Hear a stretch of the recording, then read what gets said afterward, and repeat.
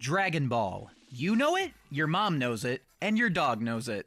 Seriously, if there's one character that everyone knows from anime, it's Son Goku from the Dragon Ball series by creator Akira Toriyama.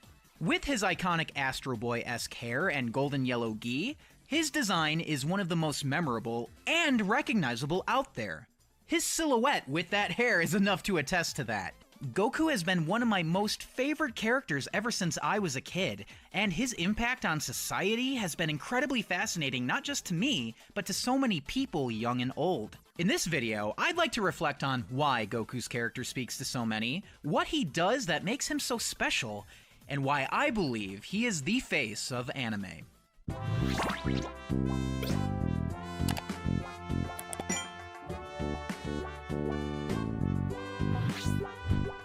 So, how did Toriyama come up with such a captivating character? It's no secret that Son Goku is originally based off of Sun Wukong, the Monkey King from the Chinese fable Journey to the West. If Goku's tale wasn't enough, even his Nyoibo and Kinton are clearly lifted from Sun Wukong's staff and floating cloud respectively. Akira Toriyama created Goku and Dragon Ball shortly after completing his mega hit series, Dr. Slump, which ran from 1980 to 1984. Which is about the titular, well, sort of, Senbei Norimaki, a scientist who gets himself into wacky situations and whose inventions tend to go wrong in one way or another. One of those creations is the series' main character, Arale, his android daughter. She's naive, rude, inappropriate, and powerful. Lots of these characteristics were able to be carried over to Goku and Dragon Ball as a whole. Even though Dragon Ball has always been a martial arts story, its humble beginnings were definitely comedy-based, and that laid the groundwork for Goku's personality even as the series shifted from being a martial arts fantasy to incorporating science fiction elements as the story went on. In the original manga, the story opens with Goku being a wide-eyed child, and it ends with him embracing grandparenthood. Seeing Goku grow up, learn, and face the hardships of life was incredibly inspiring to me when I was a kid. And it continues to fascinate me well into my adulthood. But why though? What is exactly the appeal of this character? Well, I believe I can break down the appeal of Goku into 4 different pillars. First up is Goku's determination. Even though Goku doesn't have a story-driving dream of becoming Hokage or the Pirate King or anything like that, his main goal is to get as strong as possible.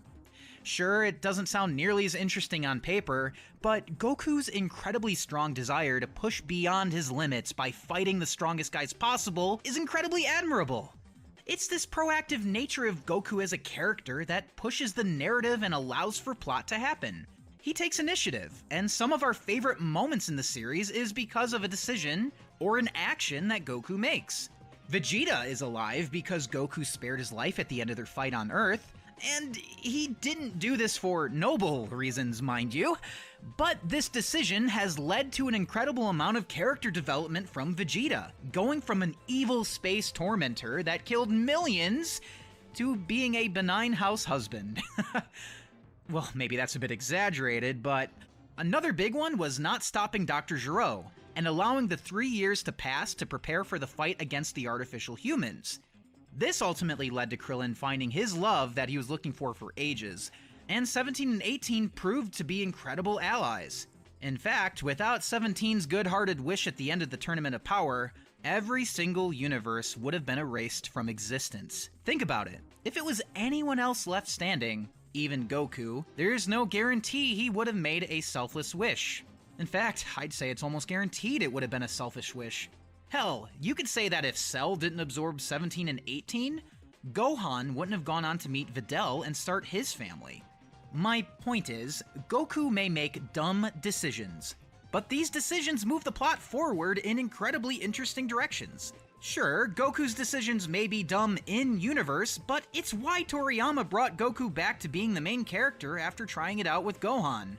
Gohan is just too far down to earth to make the story interesting like Goku does. And I know what you're saying, but Mugi, Gohan's part of the story is awesome. He defeated Cell and he's the #1 fighter on Earth. Yeah, but listen, a bookworm isn't gonna move the story of Dragon Ball, okay? It's a dumb idiot that loves to fight that moves the story of Dragon Ball, okay? Case closed. But anyway, next up is his pure-hearted nature. This is definitely one of his most defining traits, and in-universe, one of the most bizarre. Goku is a Saiyan, which is an alien race known for its brutal and violent nature. Well, at least until Dragon Ball Minus. After he was sent to Earth, he hit his head and it kind of acted as a reset button. With his feral personality gone, he was now able to be influenced by his adoptive grandfather Gohan into being a kind and loving boy. Of course, not all of the Saiyan could be beaten out of him though.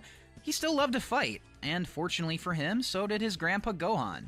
So he was able to bond with Goku through training. Well, at least for a couple of years anyway. Regardless, my point is, him hitting his head altered the paths of everyone he's crossed on his journeys. And this segues into my third point, his influence. Without Goku's determination and kind-hearted nature, he wouldn't be as influential as he is. One of my most favorite things about Dragon Ball is when antagonists join Goku, not just becoming his friends, but practically his found family. Yamcha, Krillin, Tenshinhan, Piccolo, and Vegeta are the ones that stand out the most, all either starting out as antagonists or straight-up villains who have reformed thanks to Goku's kind-hearted influence. These character arcs of redemption are some of the most memorable and rich in the series. And I think it teaches an important lesson, which is that it's important to give people another chance and forgive, because sometimes compassion and good influence can change shitty people for the better. Lastly, his sense of humor, or rather, humor that results from his pure-hearted and goofy nature. Even though Goku grows and matures as the story goes on, one thing that doesn't change is that he's still incredibly young at heart. Because of this, Goku will sometimes act like a child in situations that don't really call for it, or unintentionally have bad manners despite good intentions. Like when he eats a ton of food super quickly like an absolute pig. This aspect of Goku is turned up a bit in Dragon Ball Super, and yeah, I know this is a controversial take, but I always thought it was kind of a welcome addition to Goku's character. He could be badass and funny at the same time, plus I felt like Vegeta essentially being the foil to whatever dumb shit Goku had to say was pretty funny. One scene in particular that people point to in Dragon Ball Super is when Trunks is delivering the Senzu to Mai with a kiss. Yeah, this scene. Goku says, "Why are you putting your mouths together like that?" And Vegeta misreads it as Goku wondering why a couple would kiss, only for him to ask Goku if he has seriously never kissed his wife, that he's had 2 children with. This scene is left intentionally vague.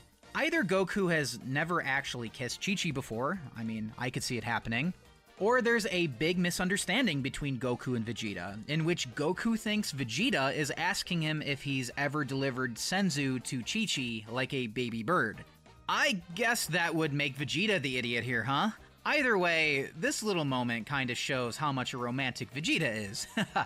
I'll talk about that in another video. By the way, I know some people out there are gonna be like, but Mugi, remember that time Goku and Chi-Chi kissed in Dragon Ball Z? Yeah, that was an addition to the English dub only, which has tons of inconsistencies with the original Japanese version. And I can go on and on and on about how the Funimation dub has changed this and that, but this isn't really the video for that. Just like the Vegeta video, the Dragon Ball Z dub will be a video for another day. Maybe. And I didn't mean to go off there, but those are the 4 pillars of what I think makes Goku so damn appealing. And that concludes what I believe is the recipe for a character with an incredible legacy. One whose personality and story, being a unique mix of new and old, creates this timeless saga that anyone can jump into at any point.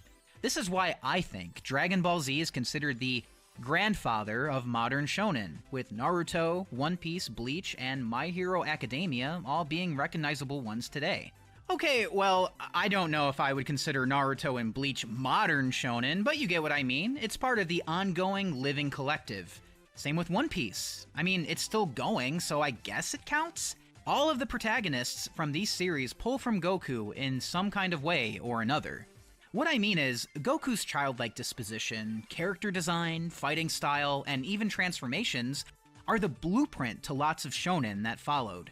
Out of all the anime I listed here, I'm the biggest into One Piece, and Luffy undeniably pulls from Goku.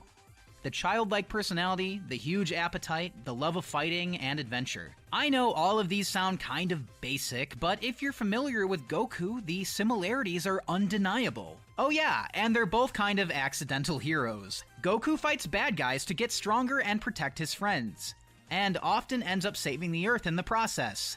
But he seldom does it to be heroic. Luffy is very similar, with him fighting bad guys for sport and to protect his friends, and sometimes he accidentally liberates an entire kingdom or two. Now, this doesn't mean Goku isn't a hero. He absolutely is. He's just an unconventional and unintentional hero. Lots of people may compare Goku to Superman, but Superman is actually quite the opposite. He's conventionally and intentionally a hero. If Goku's first priority was being a hero, things would have played out very differently throughout the series. He wouldn't have evened the playing field for the bad guys so he could test his strength. He wouldn't have let Piccolo or Vegeta get away. He wouldn't have given Raditz the benefit of the doubt. He wouldn't have given Dr. Gero the chance to awaken the artificial humans. And he certainly wouldn't have given the Senzu to Cell, etc., etc.